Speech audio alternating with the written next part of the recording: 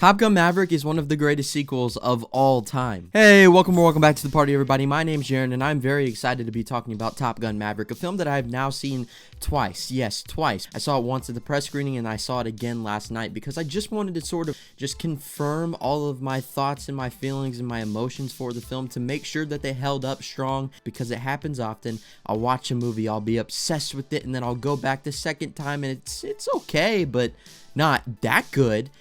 This movie is that good. To give a brief history of myself and Top Gun, it's a film that I had seen a few times, and I can understand and appreciate the significance it had for those in the 80s, but for myself personally, an early 2000s baby, I couldn't really connect to it the way so many people could. It's good. It's got some aspects of it that are fun enough, but for the most part, I find it to be a very cheesy film that very much sacrifices story for style. It's got a banger soundtrack, but it often is overboard and overpowers the actual narrative, and it's just got a lot of things that don't age incredibly well whatsoever. And we live in an age that loves to capitalize on the success of franchises that were popular in past decades, as well as making sequels long after original films that held a very big impact in the time that it was initially released. And so again, I saw this as another cash grab, because often those types of movies are the ones that are just out for money. They're out for the fact that they know that they're going to be successful just for namesake and not actually deliver anything worth talking about, worth discussing, worth remembering. And was I excited for this movie? Absolutely not. But Tom Cruise just has that effect on you. You have to go watch whatever he puts out just for the fact that he's so passionate about it, even if you're not. And he proved to me why I should never count him out, why I should never doubt him and what he's capable of and what he sets out to do, because he almost always knocks it out of the park. He almost always captures exactly what he wants to, and this is a perfect example of that, because Top Gun Maverick is just simply amazing. Just want to manage expectations.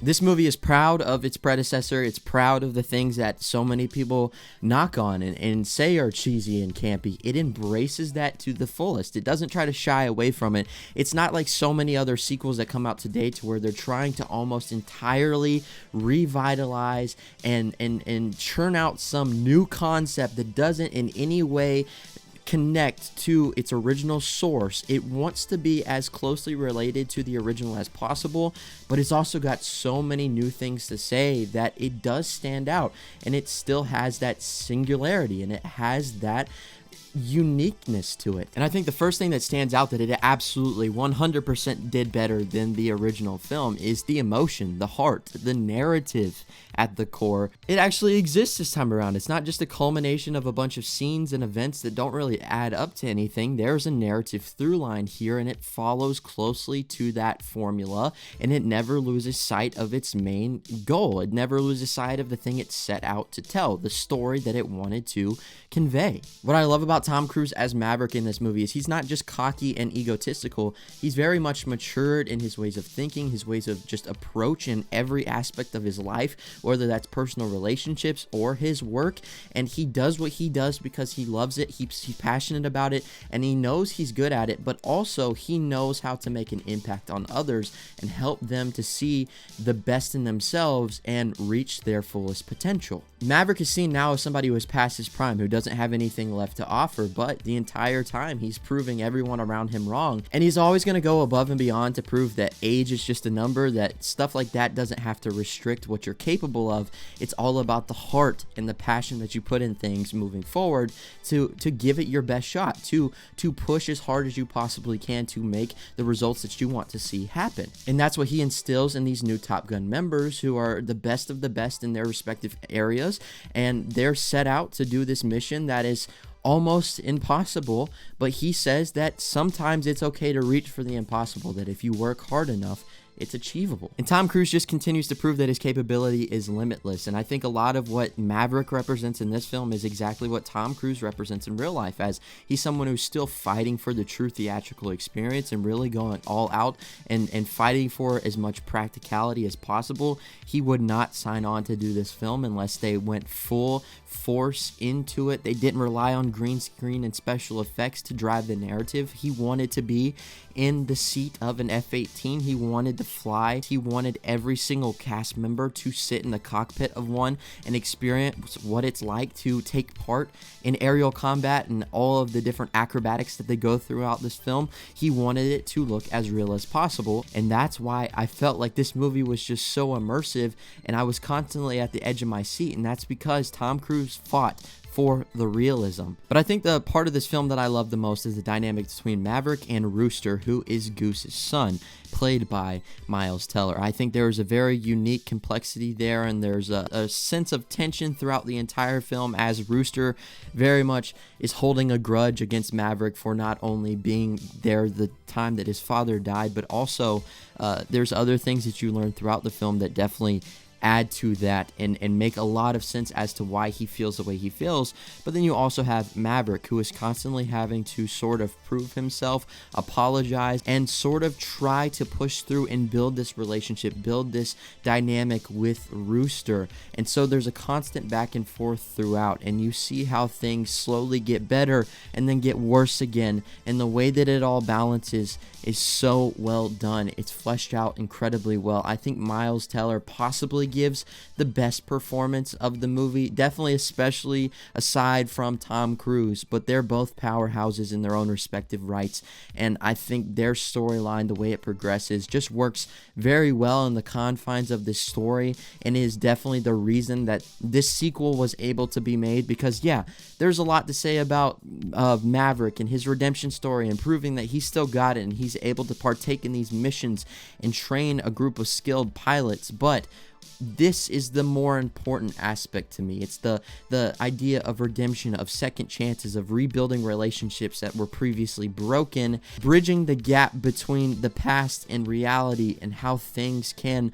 move forward in a better way. There's just a lot of important things that narratively, it's just so much richer, so much more interesting than anything the previous Top Gun movie ever had to say. I think a lot of the credit also has to go to director Joseph Kosinski. He is just somebody who I think is extremely underrated, underappreciated, but is so capable of providing both films that are very visually pleasing, very engaging in the visual effects and the levels that it's able to go to, but also films that rely heavily more on a narrative and the dramatic elements and that side of things. And what he does so well is he's able to merge them incredibly seamlessly. He's sort of the everyman director, as he's able to do stuff like Tron Legacy, which is just CGI galore, and then also things like Only the Brave, which is very much a family-oriented story. It's telling a story about a group of firemen, but it's also about their relationship and how a core foundation is built throughout of that chemistry, that love for one another. And I think even in Tron Legacy, that is an overarching theme about family, about fatherhood, about a relationship between a son and a father, and just all those different dynamics. So he's able to really just do amazing things in any genre he sets out to do, and yet still be able to interweave the drama, interweave the character dynamics, and flesh it out in a very realistic way. And that is no different in this movie. I'd say the only time it doesn't work as well is when it's exploring the relationship between Tom Cruise and Jennifer Connelly and their sort of budding romance. We learned that they had a history beforehand that we didn't ever see on the screen, but it is established early on, their history, where they've been together, things that have happened, and in here it is very much a rekindling of a romance. It's not developed as well as it could have been, but I also think that this film is so set on exactly what it wants to do and what it wants to say that it realizes that this relationship on the side doesn't have to be a super huge main factor in the narrative, and I think the simplicity of it actually works. I also feel like it is necessary for Maverick's character arc just because it shows his maturity and his willingness to sort of commit to others more and hold others above himself. Because like I said previously, Maverick was just a very arrogant and conceited and self-centered person, and now you show sort of the softening of his heart through this relationship and the way he's able to really give his all to another person and a group of people. This entire film is in a way proving what Maverick has learned about himself and about others throughout these years since the first film, and really just doing his best to invest in others and help them see the best in themselves. And I think that was a great through line to show, and a great narrative, natural progression of Maverick's arc. The end is inevitable, Maverick. Your kind is headed for extinction. Maybe so, sir. But not today. The flight sequences, the aerial combat are top-notch, the best that I've ever seen on the screen, and it constantly just had me at the edge of my seat, fully engaged, and never fully knowing what direction they were taking things, and especially going into that third act, it's just an all-out battle, and there are so many twists and turns that all pay off, and it is extremely, extremely rewarding and so engaging. You have to see this on the biggest screen possible with the best sound possible. It's just a film that will immerse you completely. It's not gotten out of my head. I wake up every day and I think of the movie at some point throughout my day. I can't wait to go see it again and again and again. It's one of the best sequels ever made. It's probably my favorite movie of the year, and it's definitely one that everyone needs to go see. So with all that being said, I'm gonna have to give Top Gun Maverick a 10 out of 10. Awesome. Yes! So guys, like I said, make sure to comment down below. Let me know what you thought about this movie, and also tell me, what are your thoughts on the first Top Gun? Are you a fan? Are you not a fan? How did this movie compare to the original movie? I'd love to hear all of that down below. Thank you as always so much for watching. If you would, make sure to leave a like on the video. Until next time, I'll see y'all later. Peace out.